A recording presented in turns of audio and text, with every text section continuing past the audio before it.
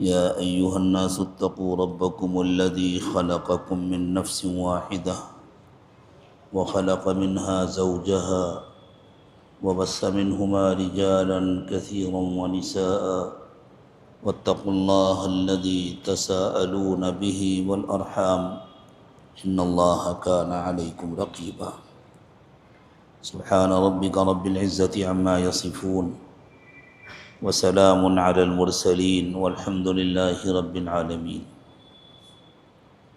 اللهم صل على سيدنا محمد وعلى آل سيدنا محمد وبارك وسلم اللهم صل على سيدنا محمد وعلى آل سيدنا محمد وبارك وسلم اللهم صل على سيدنا محمد وعلى آل سيدنا محمد وبارك وسلم۔ رسول پاک صلی اللہ علیہ وسلم کا طریقہ تھا کہ جب آپ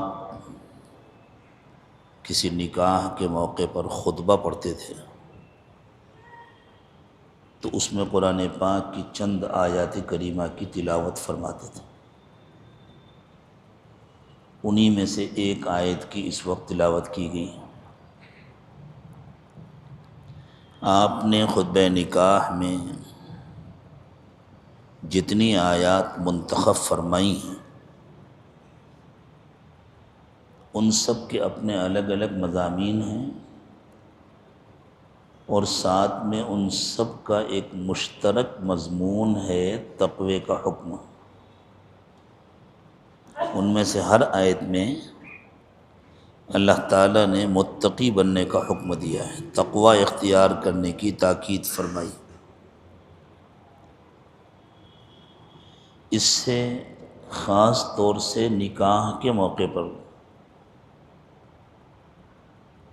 تقوی کے بیان کی اہمیت معلوم ہوتی ہے،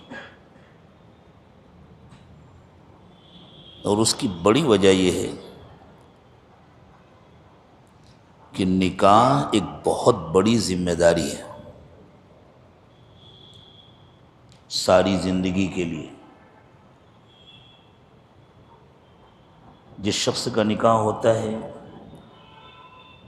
وہ اپنی بیوی کا شوہر بنتا ہے، اس کے اخراجات بھی اس کے ذمہ ہوتے ہیں، اور گویا ایک نئے خاندان کی بنیاد پڑتی ہے جس کا وہ سربراہ ہوتا ہے۔ نیا رشتہ ہوتا ہے، دو الگ الگ خاندانوں کا ملاپ ہوتا ہے، لڑکا الگ خاندان میں پلا بڑا ہے، لڑکی الگ خاندان میں پلی بڑی ہے، تو یقینی بات ہے کہ بہت ساری عادتوں میں، مزاج میں کچھ نہ کچھ فرق ہوگا۔ پھر چونکہ اللہ تعالیٰ نے مرد کو الگ ذمہ داریاں دی ہیں، عورت کو الگ ذمہ داریاں دی ہیں، اور انہی ذمہ داریوں کے اعتبار سے ان کی طبیعتیں بنائی ہیں، ان کا مزاج بنایا۔ یہ جو اس وقت دنیا میں مساوات کا نعرہ لگایا جاتا ہے، یہ اتنا کھوکھلا نعرہ ہے جو چند قدم بھی چل نہیں پاتا۔ عورت اور مرد میں مساوات کا مطلب یہ ہے کہ دونوں کو پورے پورے حقوق ملیں، لیکن ہر چیز میں دونوں برابر ہو ہی نہیں سکتے، ممکن ہی نہیں۔ اسی لیے جو لوگ مساوات کے بڑے دعوے دار ہیں، مرد تو عورت کو دھوکہ دیتے ہیں۔ جس ماحول میں یہ دعوے کیے جاتے ہیں اور نعرے لگائے جاتے ہیں، اس ماحول میں تو مردوں نے عورتوں کو اپنا کھلونا بنایا ہوا ہے، اور وہ دھوکہ دیتے ہیں ان کو برہنہ کرنے کے لیے، ان کو بے آبرو کرنے کے لیے، ان کو استعمال کرنے کے لیے اس قسم کے نعرے لگائے جاتے ہیں۔ بیچاری جو عورتیں اس دھوکے میں آ جاتی ہیں، اخیر میں جا کر پھر ان کو اللہ تعالیٰ سے شکایت ہوتی ہے کہ اللہ نے ہم کو الگ بنایا ہے اور مساوات نہیں ہے، برابری نہیں۔ اصل بات یہ ہے کہ مرد کی الگ ذمہ داریاں ہیں، عورت کی الگ ذمہ داریاں ہیں، اور ان ذمہ داریوں کے اعتبار سے اللہ تعالیٰ نے دونوں کی طبیعتیں بنائی ہیں، دونوں کا مزاج بنایا۔ جیسے ہم دیکھیں دو دھات ہیں، ایک سونا ہے ایک لوہا ہے۔ حالانکہ لوہے کے مقابلے میں سونا زیادہ قیمتی ہے، لیکن سونے کے مقابلے میں لوہا زیادہ مضبوط اور طاقتور ہوتا ہے، اس لیے کہ لوہے کو جن مقامات پر استعمال کرنے کے لیے اللہ تعالیٰ نے بنایا ہے وہاں قوت چاہیے۔ سونے کو اللہ نے نرم بنایا ہے، اس کو جہاں استعمال کرنے کے لیے بنایا ہے وہاں نرمی چاہیے۔ تو دونوں کے محل استعمال کے اعتبار سے اللہ تعالیٰ نے دونوں کو الگ الگ طبیعتیں دی ہیں۔ بالکل اسی طرح اللہ تعالیٰ نے مرد کو بنایا ہے ذمہ داریاں سنبھالنے کے لیے، گھر کے اخراجات پورے کرنے کے واسطے، کمانے کے لیے، سرحدوں کی حفاظت کرنے کے لیے، دشمنوں کا مقابلہ کرنے کے لیے۔ تو مرد کو بہت مضبوط قوت ارادی کی ضرورت ہے، وہ اللہ تعالیٰ نے مردوں کو عطا فرمائی ہے۔ عورتوں کو اللہ تعالیٰ نے بنایا ہے بچوں کو پالنے کے لیے، نسلیں تیار کرنے کے لیے، اس لیے عورت کو بہت جذباتیت کی ضرورت ہے۔ اگر عورت جذباتی نہ ہو تو کوئی بچہ پل نہیں سکتا۔ بچے کو ذرا بخار آ جائے، کچھ طبیعت ناساز ہو جائے تو اس کی ماں پوری رات جاگ کر گزار دیتی ہے، ایک منٹ کے لیے نہیں سوتی ہے، اسے ڈر لگتا ہے پتہ نہیں کیا حال ہوگا، اس لیے کہ واقعی اگر ماں غافل سو جائے اور بچے کی آنکھ کھلے اور وہ پریشان ہو تو اسے کوئی دیکھنے والا نہیں ہوگا۔ اور شوہر دن بھر کا تھکا ہارا آتا ہے، معلوم کرتا ہے ہاں بھائی کیسی طبیعت ہے بچے کی، دوا دی ہے، ٹھیک ہے، اچھا ٹھیک ہے سوتے ہیں، صبح دیکھیں گے انشاءاللہ، ڈاکٹر سے بات کریں، وہ سو جاتا ہے۔ کیوں؟ اس لیے کہ اگر شوہر بھی رات رات بھر جاگنے لگے تو پھر کام کرنے کون جائے گا؟ بچے کے علاج کے لیے پیسے کہاں سے آئیں گے؟ اور ماں بھی اگر باپ کی طرح سو جائے، عورت بھی اگر مرد کی طرح سو جائے تو پھر بچے کی دیکھ بھال کون کرے گا؟ دونوں کے الگ الگ کام ہیں، اسی اعتبار سے اللہ تعالیٰ نے دونوں کو الگ الگ مزاج دیے ہیں۔ اب جب دو الگ الگ مزاج ہوں گے تو کبھی ان میں ٹکراؤ بھی ہوگا، کبھی مرد کو شکایت ہوگی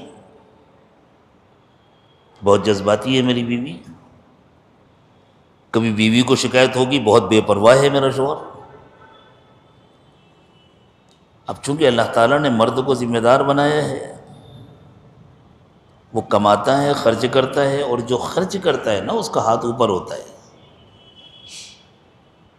اس کو اللہ تعالیٰ نے ایک درجہ اوپر دیا،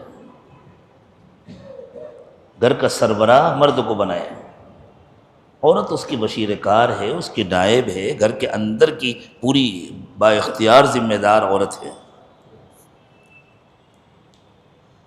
ایسے موقع پر مردوں کو رسول اکرم صلی اللہ علیہ وسلم نے یہ نصیحت کی ہے کہ تم برداشت کرنا سیکھو،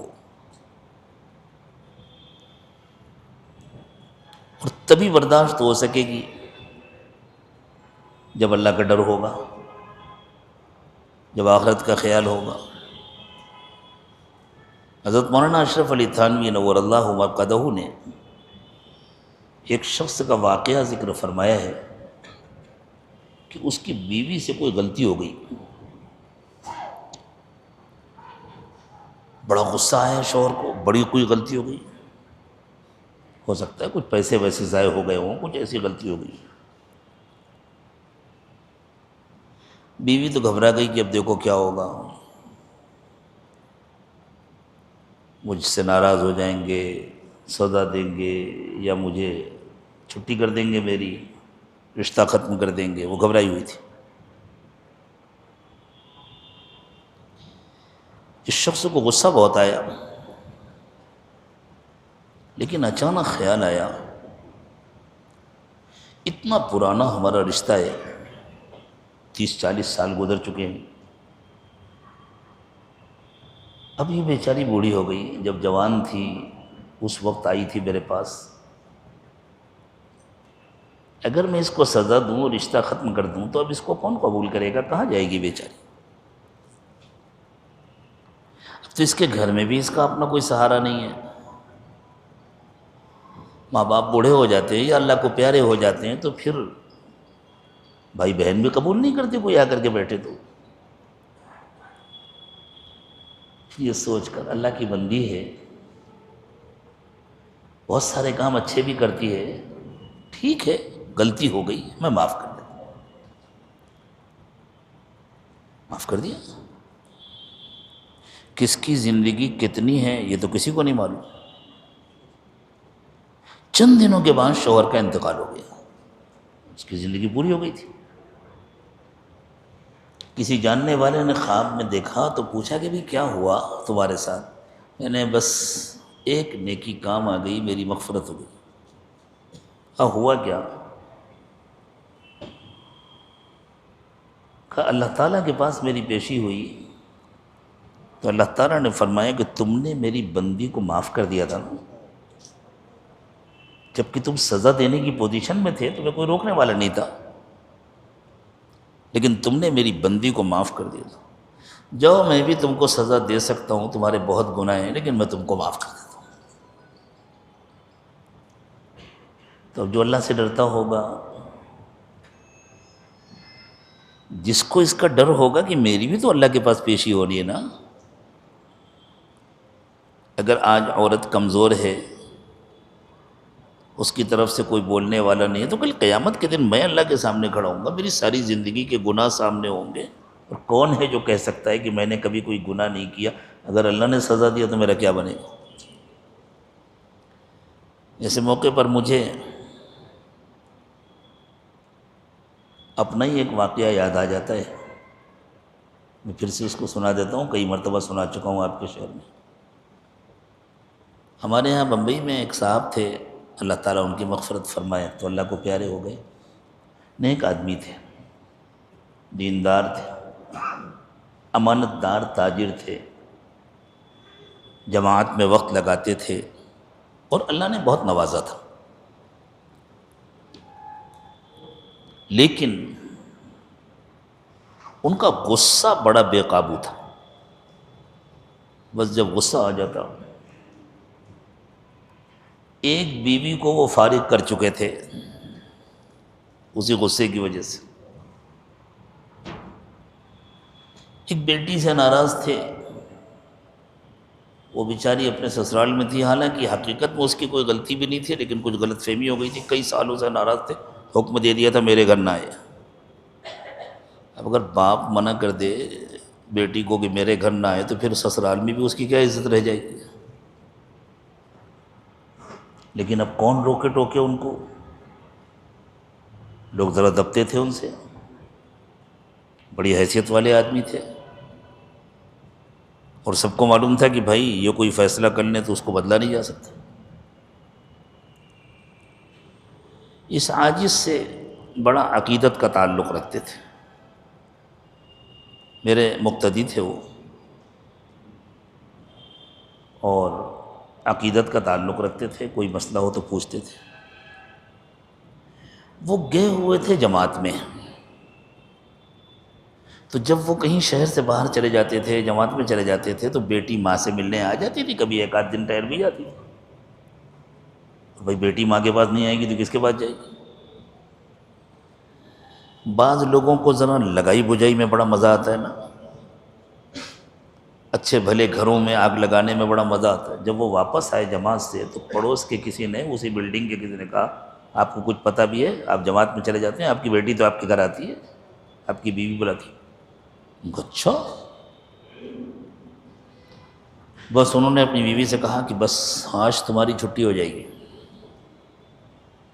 تمہاری ہمت کیسے ہوئی؟ جب میں نے منع کیا ہے تو میرے گھر میں اس کو بلایا میری اجازت کے بغیر، اپنا سامان پیک کرو۔ اور وہ بیچاری رو کر کے اپنا سامان پیک کرنے لگی. اسے جوان بچے ہیں, سوچئے شادی شدہ بچے موجود. عورت کو یقین تھا انہوں نے جو کہہ دیا وہ کر کے رہیں گے, لیکن اللہ نے ان کے دل میں بات ڈالی. کہنے لگے میں جا رہا ہوں مولانا کے پاس مشورہ کرنے. وہ مسجد میں آ گئے, بہت غصے میں تھے. مولانا کہتے تھے مجھے, مولانا میری بیوی نے میری نافرمانی کی ہے, ایسا ہوا ہے, میں اس کو کہہ کر کے آیا ہوں کہ آج میں اس کی چھٹی کر دوں. میں آپ سے پوچھنے آیا ہوں, میں کوئی ناجائز کام تو نہیں کر رہا نا.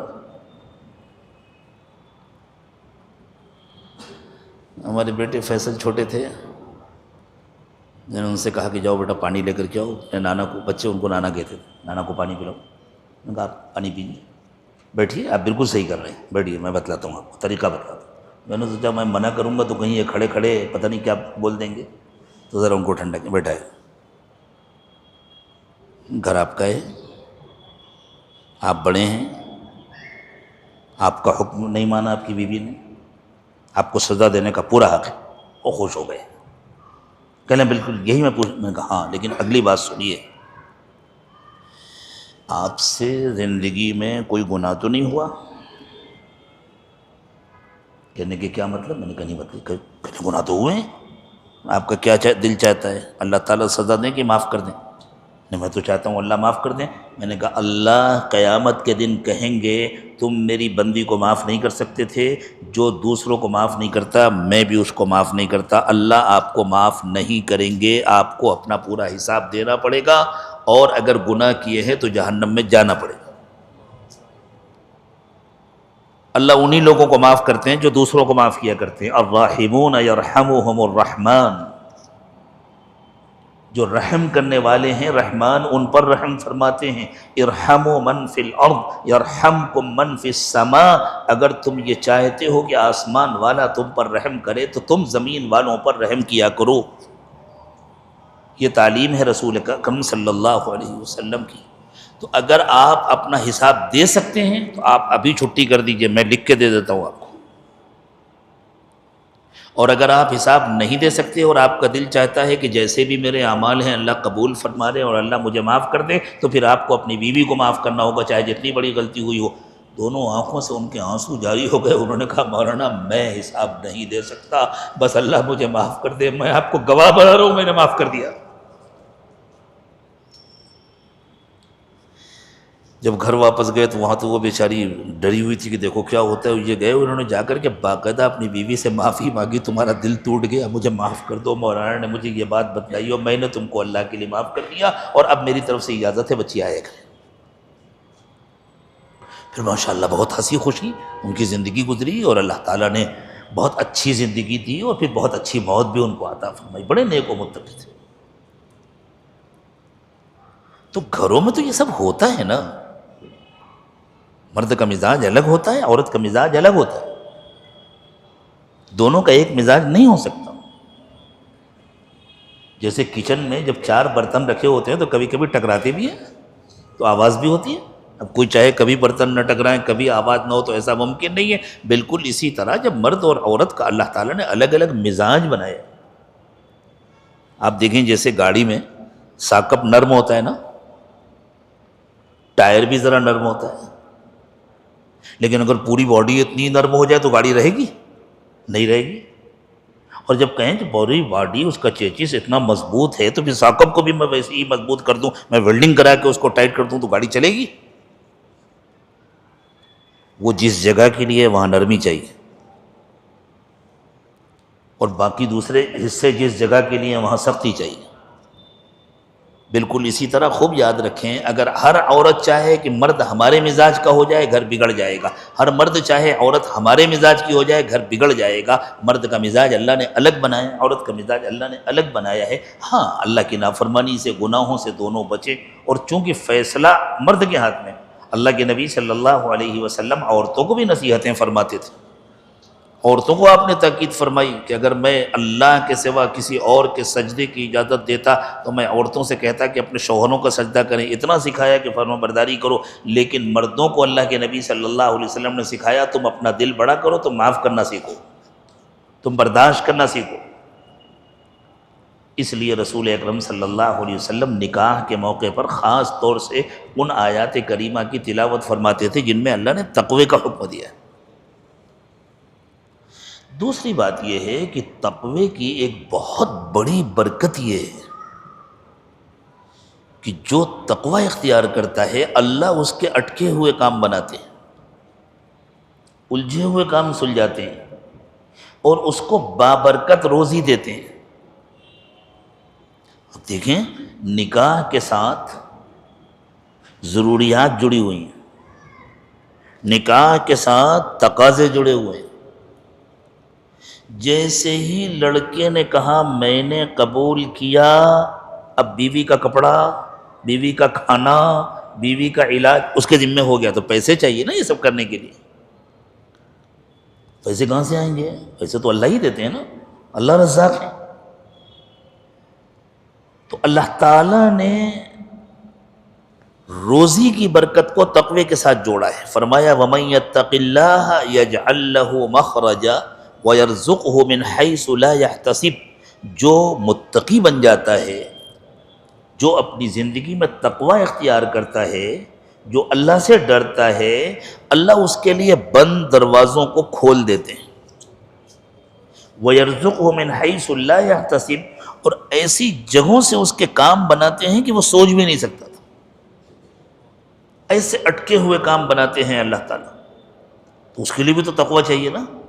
تو رسول اکرم صلی اللہ علیہ وسلم اس لیے تقوی کی تاکید فرماتے تھے۔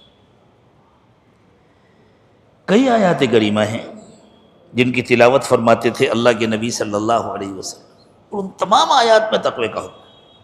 یا ایھا الذین آمنوا اتقوا اللہ حق تقاتہ ولا تموتن الا وانتم مسلمون، مسلمانوں ایسے متقی بنو جیسے متقی ہونا چاہیے، اتنا تقوی اختیار کرو جتنا تقوی اختیار کرنے کا حق ہے۔ یعنی چاہے تم جتنے متقی بن جاؤ، یوں سمجھو ابھی میرا تقوی کم ہے، مجھے اور بننا ہے، اور بننا ہے، اور بننا ہے، اس لیے کہ یہ کون دعویٰ کر سکتا ہے کہ میں نے تقوی کا حق ادا کر دیا؟ ساری زندگی زیادہ سے زیادہ بس اللہ سے ڈرتے رہو۔ یا ایھا الذین آمنوا اتقوا اللہ وقولوا قولا سدیدا، ایمان والو اللہ سے ڈرو اور زبان سے سچی بات نکالا کرو، سوچ سمجھ کر بولا کرو، گھر میں بھی، بازار میں بھی، اندر بھی، باہر بھی، کہیں بھی ہو، سوچ سمجھ کر بولا کرو، زبان کو احتیاط سے استعمال کیا۔ یا ایھا الذین آمنوا اتقوا اللہ وکونوا مع الصادقین، اے ایمان والو اللہ سے ڈرو اور جو سچے ہیں، جنہوں نے کلمہ پڑھا اور واقعی اس کے مطابق اپنی زندگی بنائی، جو سچے ہیں، جو اللہ والے ہیں، جو نیک و متقی ہیں، ان کا ساتھ پکڑو، ان کی صحبت میں رہا کرو، اس لیے کہ صحبت کا اثر پڑتا ہے۔ خربوزے سے خربوزے کو رنگ ملتا ہے اور انسان سے انسان کو ڈھنگ ملتا ہے۔ کہتے ہیں خربوزہ پک جائے تو اس کے پڑوس والا خربوزہ بھی پکتا ہے، اور ایک انسان اچھا ہے تو اس کے ساتھ رہنے والا بھی اچھا بنتا ہے، برا ہے تو اس کے ساتھ اٹھنے بیٹھنے والا بھی برا بنتا ہے۔ یہ ساری نصیحتیں فرماتے تھے نکاح کے موقع پر رسول اکرم صلی اللہ علیہ وسلم، اور ساتھ میں اللہ کے نبی صلی اللہ علیہ وسلم نے ایک بات اور ارشاد فرمائی۔ آپ نے فرمایا ان اکثر النکاح برکۃ ایسرہ مؤونۃ، جس نکاح کا بجٹ جتنا چھوٹا ہوتا ہے اس نکاح میں برکت اتنی زیادہ ہوتی ہے۔ بجٹ چھوٹا ہونے کا یہ مطلب نہیں کہ آدمی ولیمہ ہی نہ کرے، آدمی کچھ خرچ ہی نہ کرے، نہیں، حساب سے کرے، جتنی ضرورت ہے اتنا خرچ کرے، فضول خرچ نہ کرے، دکھاوے کے لیے خرچ نہ کرے، زبردستی اس کی وجہ سے قرض کا بوجھ نہ لے، جتنا اللہ نے دیا ہے اس کے اندر کرے کام، جتنی ضرورت ہے۔ ولیمے کی تو ترغیب دی ہے اللہ کے رسول صلی اللہ علیہ وسلم نے، اگرچہ ولیمہ واجب نہیں ہے، اتنا حکم نہیں دیا حضور نے کہ وہ واجب ہو جائے، پتہ نہیں کون کر سکے کون نہ کر سکے، لیکن ترغیب دی کہ ولیمہ کرو۔ لیکن خود اللہ کے نبی صلی اللہ علیہ وسلم نے مختلف موقعوں پر اپنے جو ولیمے کیے وہ الگ الگ قسم کے ہیں۔ کبھی ایسا ہوا کہ گھر میں جو کھانا ہے وہ منگا لیا، لو بھائی تھوڑا تھوڑا کھا لو، ولیمہ ہے۔ کبھی ایسا بھی ہوا کہ حضور نے فرمایا آج سب لوگ اپنا اپنا کھانا لے کر کے آ جانا، ایک ساتھ بیٹھ کے کھائیں گے ولیمہ ہے۔ لیجیے صاحب، صحابہ اپنے اپنے گھر سے کھانا لے کر کے آ گئے، جس کے پاس جو تھا حضور نے بھی اپنے گھر سے منگا لیا، سب نے بیٹھ کے کھا لیا۔ کبھی ایسا بھی ہوا گھر میں جتنا تھا وہ منگا لیا، کسی کو 2 لقمہ ملا، کسی کو 3 لقمہ ملا، پیٹ بھر کے نہیں کھایا، ولیمہ ہو گیا۔ اور حضرت زینب بنت جحش رضی اللہ تعالی عنہا سے جب رسول اکرم صلی اللہ علیہ وسلم کا نکاح ہوا تو آپ نے باقاعدہ کھانا پکوا کر پیٹ بھر کے صحابہ کرام کو کھلایا۔ یہ الگ الگ قسم کے ولیمے کس بات کی دلیل ہیں؟ اس بات کی دلیل ہے جیسے حالات ہوں ویسے کر لیا، جیسا موقع ہو ویسا کر لیا نا۔ کسی کے لیے برا ماننے کی بات بھی نہیں کہ صاحب ہم کو نہیں بلایا، فلاں کو نہیں بلایا، فلاں کو نہیں بلایا۔ بعض لوگ ہوتے ہیں اتنی دعوتوں میں ہم گئے ہیں، اتنا کھایا ہے تو سب کو کھلانا پڑے گا، سبحان اللہ، تب تو پورے شہر کو کھلانا پڑے گا۔ نہیں، جتنا ہو سکے آسانی کے ساتھ کام ہو۔ تو حضور نے فرمایا بجٹ جتنا ہلکا ہوتا ہے برکت اتنی زیادہ ہوتی ہے۔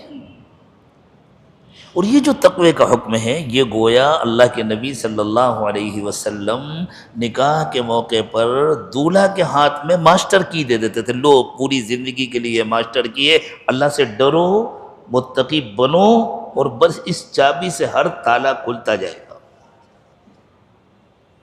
تم جتنا تقوی اختیار کرو گے اللہ تعالیٰ تمہارے اتنے کام بنائیں گے۔ کبھی بچے ہوں گے، کبھی کوئی بیمار ہو گیا، کبھی خدا نہ خواستہ کسی کا کوئی حادثہ ہو گیا، کوئی گر گیا، کوئی مسئلہ ہو، کتنے مسائل ہوتے ہیں زندگی میں، گنے نہیں جا سکتے، اتنے مسائل ہوتے ہیں۔ ان کی پوری تفصیل بتلائے بغیر اللہ تعالیٰ نے فرما دیا وَمَن يَتَّقِ اللَّهَ يَجْعَل لَّهُ مَخْرَجًا۔ متقی کے لیے اللہ تعالیٰ سارے راستے کھول دیتے ہیں۔ اور رزق صرف پیسے کا نام نہیں ہے، زندگی کی جتنی ضرورتیں ہیں وہ سب رزق میں شامل ہیں۔ علاج بھی ہے، مکان بھی ہے، سواری بھی ہے، لباس بھی ہے، اور کھانا پینا بھی ہے، پیسے بھی، سب رزق میں شامل ہیں۔ تو پوری زندگی کی جتنی ضرورتیں ہیں سب کے بارے میں اللہ تعالیٰ وعدہ فرما رہے ہیں۔ اللہ سے زیادہ سچی کس کی بات ہو سکتی ہے؟ وَمَنْ أَصْدَقُ مِنَ اللَّهِ قِيلًا، اللہ سے زیادہ سچا کون ہو سکتا ہے؟ خود اللہ فرما رہے ہیں اپنے بارے میں وَمَنْ أَصْدَقُ مِنَ اللَّهِ حَدِيثًا، اللہ کی بات سے زیادہ سچی کس کی بات ہو سکتی ہے؟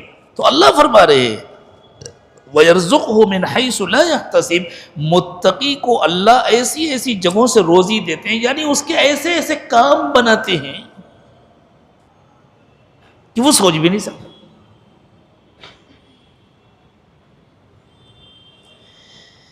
ایک واقعہ پڑھا میں نے، ایک بچہ تھا، اس کے والدین کا انتقال ہو گیا تھا ایک حادثے میں۔ اس کی دادی تھی، بوڑھی تھی، اور بچے کو ایسی بیماری ہو گئی تھی کہ جس پر علاج پر بہت خرچ آنا تھا، اور معلوم ہوا کہ فلاں ڈاکٹر ہے جو اس کا اسپیشلسٹ ہے، بس وہی علاج کر سکتا ہے، اور اس کے پاس تو مہینوں پہلے سے ٹائم لینا پڑتا ہے، اور بہت لمبی چوڑی اس کی فیس بھی ہے۔ وہ اس مرض کا علاج کرتا ہے اور آپریشن کرتا ہے۔ بیچاری بوڑھی عورت کہ میں غریب عورت ہوں، میں کہاں جاؤں گی اتنی دور، میں گاؤں میں رہتی ہوں، شہر میں کہاں جاؤں گی، اور پھر وہ ڈاکٹر علاج کرے گا نہیں کرے گا، پریشان تھی۔ لیکن نیک خاتون تھی، اللہ سے ڈرنے والی تھی، اللہ سے مانگنے والی تھی، مستجاب الدعوات تھی، وہ اللہ سے روتی تھی، وہ مانگتی تھی۔ یہ ڈاکٹر صاحب ایک طبی کانفرنس میں شرکت کے لیے جا رہے تھے، ان کو جانا تھا۔ ایئرپورٹ پہنچے تو معلوم آج فلائٹ کینسل ہے، موسم اچھا نہیں ہے، تو انہوں نے کہا بھی میرا پہنچنا بہت ضروری ہے۔ تو انہوں نے کہا کہ ٹھیک ہے، لیکن ہم سب کی زندگیاں خطرے میں نہیں ڈال سکتے، موسم صحیح نہیں، آج فلائٹ کینسل، آج نہیں کل مل جائے گی آپ کو فلائٹ۔ ٹکٹ تھی ان کی باقاعدہ، کنفرم ٹکٹ تھی۔ تو ڈاکٹر صاحب نے کہا بھی کل جا کے میں کروں گا کیا، مجھے تو آج پہنچنا ہے، ورنہ پھر جانے کی ضرورت ہی نہیں ہے۔ تو ان لوگوں نے معذرت کر لی ایئرپورٹ والوں۔ ڈاکٹر صاحب نے سوچا پہنچنا ضروری ہے، 400-500 کلومیٹر کا فاصلہ ہے، میں بائی روڈ چلا جاتا ہوں۔ تو انہوں نے ایک ٹیکسی کرائے پر لی، جو صرف سیلف ڈرائیونگ جو ٹیکسی ہوتی ہے لے کر وہ چل دی. راستے میں اچانک ایسا موسم خراب ہو گیا اور ایسی آندھی آئی کہ ان کے لیے آگے بڑھنا مشکل ہو گیا. تو ان کو ایک مکان نظر آیا. انہوں نے سوچا کہ میں اب تو رات مجبوری ہے، اب تو رات یہاں رک جاؤں. گئے مکان دروازہ کھٹکھٹایا تو اندر سے ایک بوڑھی عورت کی آواز آئی، کون ہے؟ انہوں نے کہا کہ میں ایک مسافر ہوں، موسم بہت خراب ہو گیا ہے، میں پناہ چاہتا ہوں. آ جاؤ بیٹا اندر آ جاؤ، اور دیکھو کھانا بھی رکھا ہوا ہے کچن میں بہت بوڑھی ہوں، لیٹ گئی ہوں، میری ہمت نہیں ہے، تم جاؤ اپنے ہاتھ سے گرم کر لو اور کھا لو. ڈاکٹر کو بھوک بھی لگی تھی، وہ گئے، انہوں نے دیکھا کچن میں کھانا گرم کیا، کھا لیا. کہا بیٹا وہ دوسرے کمرے میں بیڈ ہے، اس میں جا کے سو جاؤ. تو ڈاکٹر نے محسوس کیا کہ ایک بچہ ہے، کچھ کرا رہا ہے، کچھ تکلیف ہے. یہ وہی ڈاکٹر تھا. تو پوچھا کہ اماں یہ بچہ اس کو کیا ہوا؟ کہا بیٹا میں کیا بتاؤں، اس کو فلاں بیماری ہے اور مجھے کسی نے بتلایا ہے کہ اس کا علاج صرف ڈاکٹر احمد کے پاس ہے، اور وہ اتنا بڑا آدمی ہے اور اتنا دور ہے، میرے سمجھ میں نہیں آتا میں کیسے لے کر کے جاؤں. تو یہ رونے لگے. انہوں نے کہا کہ اماں اب میرے سمجھ میں آیا کہ آپ کی دعائیں اللہ نے قبول کی ہیں. ڈاکٹر احمد میں ہی ہوں، مجھے اللہ نے بھیجا ہے اور آپ بے فکر رہیں، میں اس کا علاج کروں گا. سوچ نہیں سکتا انسان، عقل کام نہیں کرتی جس طرح اللہ تعالیٰ کام بناتے. ہمارے پڑوس کے ملک میں جب جنرل ضیاء الحق صدر ہوا کرتے تھے، ایک مرتبہ ہیلی کاپٹر سے کہیں جا رہے تھے، اچانک ہیلی کاپٹر میں کچھ خرابی آئی اور ایک جگہ ان کو لینڈ کرنا پڑا، گاؤں میں، کھیتوں کے بیچ میں. وہاں کھیتوں کے ساتھ ایک جھوپڑا تھا، اس میں ایک بوڑھے مرد اور خاتون رہتی تھی. دونوں بڑے نیک متقی اور اللہ والے تھے. جو لوگ ساتھ میں تھے انہوں نے وہ بڑے میاں سے کہا کہ ذرا پانی لے آئیے، صدر صاحب کو وضو کرنا ہے، نماز پڑھنی ہے. پھر اتنے میں دوسرا ہیلی کاپٹر بلا لیا گیا. وہ جلدی سے پانی لے آئے، چادر بھی بچھا دیا، مصلی بھی بچھ گیا. صدر صاحب نے وضو کیا، نماز پڑھی. نماز پڑھ کے جب اٹھ کے دوسرا ہیلی کاپٹر اتنی دیر میں آ گیا تو انہوں نے کہا کہ وہ گھر والی نے پانی رکھ دیا تھا چولہے پر، چائے بن رہی ہے، چائے پی کے جائیے. صدر صاحب مسکرا کر رک گئے کہ ٹھیک ہے.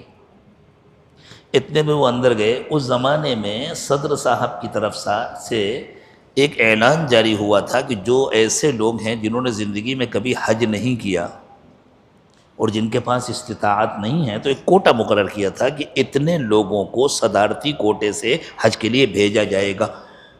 تو وہ فارم لے کر کے آئے کہ صدر صاحب یہ میں نے فارم بھرا تھا، لیکن مجھے معلوم ہوا کہ وہاں تو بڑی لائن لگتی ہے، میں بوڑھا آدمی ہوں، میرے سمجھ میں نہیں آ رہا تھا، اس لیے میں گیا نہیں تھا.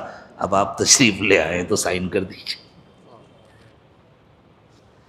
صدر ضیاء الحق نے اس میں سائن کیا اور نوٹ لگایا، ان کو کسی دفتر میں نہ بلایا جائے، ہر محکمے کے افسران خود آئیں اور کارروائی مکمل کریں. پاسپورٹ والے بھی وہیں آئے، ان کے گاؤں میں چل کر ان کا پاسپورٹ بنایا، باقی ساری کارروائیاں وہیں آ کر ان لوگوں نے کیا، اور اسی سال وہ میاں بیوی دونوں حج کے لیے گئے. یہ ہے وَيَرْزُقْهُ مِنْ حَيْثُ لَا يَحْتَسِبْ. یہ اس زمانے کی زندہ مثالیں ہیں اس آیت کریمہ کی تشریح کی. اللہ کہتے ہیں تم ذرا متقی بن کے تو دیکھو، تم ہم سے دل لگا کے تو دیکھو، پھر دیکھو ہم کیسے بند دروازے کھولتے ہیں اور کیسے کام بناتے ہیں. کتنی ضرورت ہوتی ہے، جس کی شادی ہو رہی ہے اس کے اوپر ذمہ داریاں پڑ رہی ہیں، تو اتنے کام ہوں گے، اتنے مسائل آئیں گے، تو ان مسائل کو کون حل کرے گا؟ اللہ کہتے ہیں تم متقی بنو، ہم حل کریں گے. حضور اکرم صلی اللہ علیہ وسلم نکاح کے موقع پر خاص دعا دیا کرتے تھے کہ اللہ تمہاری زندگی میں برکت دے. برکت بہت سارے پیسوں کو نہیں کہتے، برکت اس کو کہتے ہیں کہ بڑی سہولت سے کام بن جائیں، چاہے پیسے کم ہو کام بن جائیں. اگر کسی آدمی کے پاس پیسے بہت زیادہ ہیں لیکن اس کے کام نہیں بن رہے تو کہ پیسے کس کام کے؟ پیسے ہیں، وہ زمین مکان بنانا چاہتا ہے، زمین ہی نہیں مل رہی، مکان ہی نہیں مل رہا، یہ مل رہا ہے تو بہت مہنگا مل رہا ہے. اور ایک آدمی کے پاس پیسے کم ہیں لیکن اللہ نے اس کو کہیں سے زمین دلا دی، اس کے کسی والدہ رشتہ دار کا انتقال ہوا، اس کی جائیداد تقسیم ہوئی، اس کو بھی حصہ ملا، لو زمین مل گئی. آرام سے مکان بن گیا تو فائدے میں تو یہ ہے نا، غریب جس کا کام بن گیا، جس کا گھر بن گیا، رہنے کا انتظام ہو گیا، اور وہ بیچارہ مالدار پیسے لے کر کے پھر رہا ہے، اس کو زمین ہی نہیں مل رہی، اس کو بلڈنگ ہی نہیں مل رہی ہے، اس کو مکان ہی نہیں مل رہا۔ ایک آدمی کی آمدنی کم ہے لیکن اللہ نے اس کو صحت و تندرستی دی ہے، اس کو کوئی بیماری نہیں ہے۔ ایک آدمی کے پاس کروڑوں روپے ہیں لیکن بیماری ایسی ہے کہ علاج ہی نہیں ہو پا رہا ہے، تو کون آرام میں ہے؟ یہ آرام میں ہے جس کو اللہ نے صحت دی۔ اسی لیے ہمارے بزرگوں نے فرمایا اللہ سے پیسے مت مانگو، وہ تو جتنا مقدر ہے اتنا اللہ دیں گے، اللہ سے برکت مانگو، ہمیشہ روزی کی برکت مانگو، اللہ مجھے بابرکت روزی عطا فرمائیے۔ تو رسول اکرم صلی اللہ علیہ وسلم نکاح کے موقع پر برکت کی دعا دیا کرتے تھے، بارک اللہ لکما۔ اور یہ برکت کا تعلق صرف پیسے سے نہیں ہے، برکت کا تعلق زندگی سے، پوری زندگی سے، تمہارے تعلقات میں، تمہاری محبت میں، تمہارے آپس کے رشتے میں، سب چیز میں اللہ تعالیٰ برکت دے، پیار و محبت کی زندگی ملے، بچوں میں اللہ تعالیٰ برکت دے، نیک و صالح بچے پیدا ہوں، صحت مند اور تندرست بچے پیدا ہوں، اور جب وہ بڑے ہوں تو وہ ایمان والے ہوں، وہ متقی ہوں، وہ ماں باپ کے بھی فرما بردار ہوں، وہ اللہ اور اس کے رسول کے بھی فرما بردار ہوں۔ تو برکت کا تعلق ساری چیزوں سے۔ تو نکاح کے موقع پر حضور اکرم صلی اللہ علیہ وسلم خاص طور سے برکت کی دعا دیا کرتے تھے۔ آپ سب بھی دعا فرمائیں، یہ عاجز بھی دعا کر رہا ہے، اللہ تعالیٰ اس رشتے میں خوب خوب برکت کے فیصلے فرمائے، اور اللہ بہت تقوی کی زندگی عطا فرمائے، ہر قسم کی تکلیفوں اور مصیبتوں سے بچائے، اور سارے کام آسانی کے ساتھ بنائے، دنیا کے کام بھی بنائے، آخرت کے کام بھی بنائے۔ وآخر دعوانا ان الحمد للہ رب